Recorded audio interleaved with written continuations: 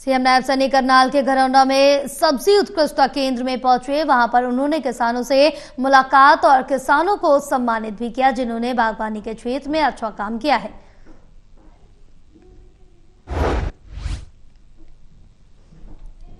CM Nayab Singh Saini ने कहा कि इस तरह के मेले में किसानों को काफी लाभ मिलता है, उनकी आमदनी में बढ़ोतरी होती है और वो गेहूं धान से हटकर दूसरी फसलें उगाते हैं।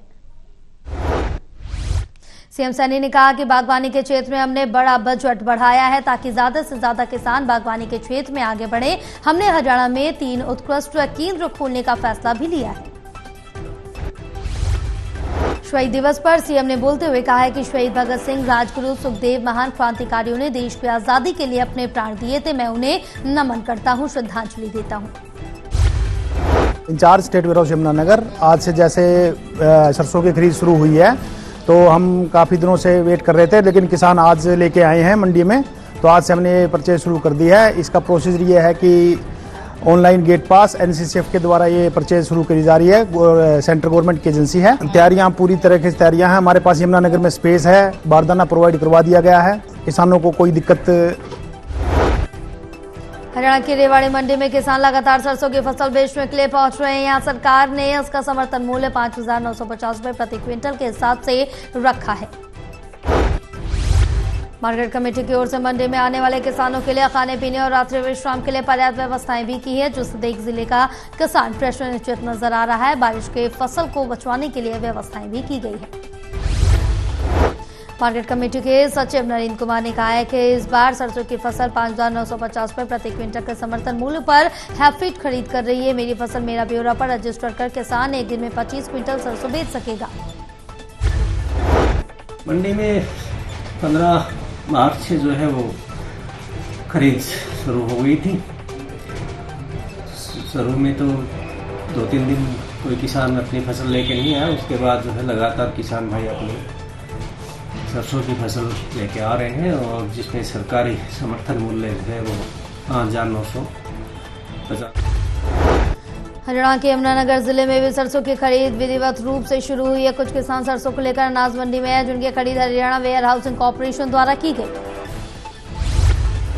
यमुनानगर, आज से जैसे सरसों की खरीद शुरू हुई है तो हम काफ़ी दिनों से वेट कर रहे थे, लेकिन किसान आज लेके आए हैं मंडी में, तो आज से हमने परचेज शुरू कर दी है। इसका प्रोसीजर ये है कि ऑनलाइन गेट पास NCCF के द्वारा ये परचेज शुरू करी जा रही है। सेंट्रल गवर्नमेंट की एजेंसी है। तैयारियां पूरी तरह की तैयारियां हैं। हमारे पास यमुनानगर में स्पेस है।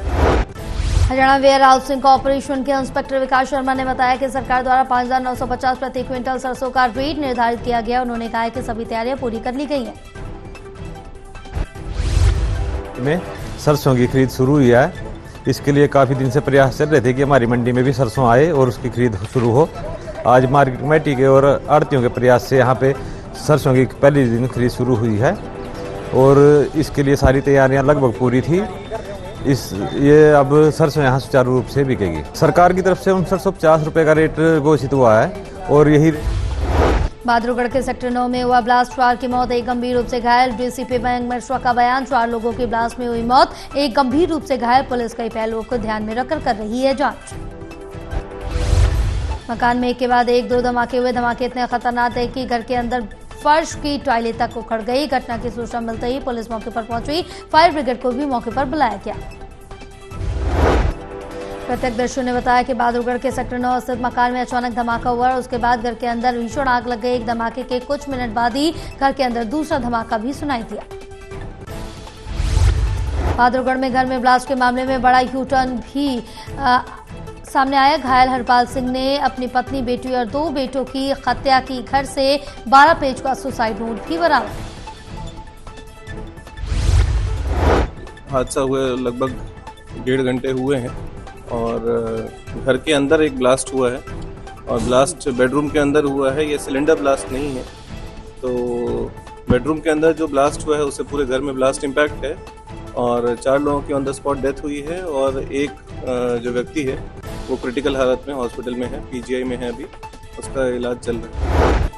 रोहतक PGI में कार्यरत एक सुरक्षा गार्ड ने हिसार बाईपास पर खुद को सिर में गोली मारी, जिससे वो घायल हो गया। रोहतक PGI के ट्रॉमा सेंटर के ICU में नाजुक हालत में भर्ती।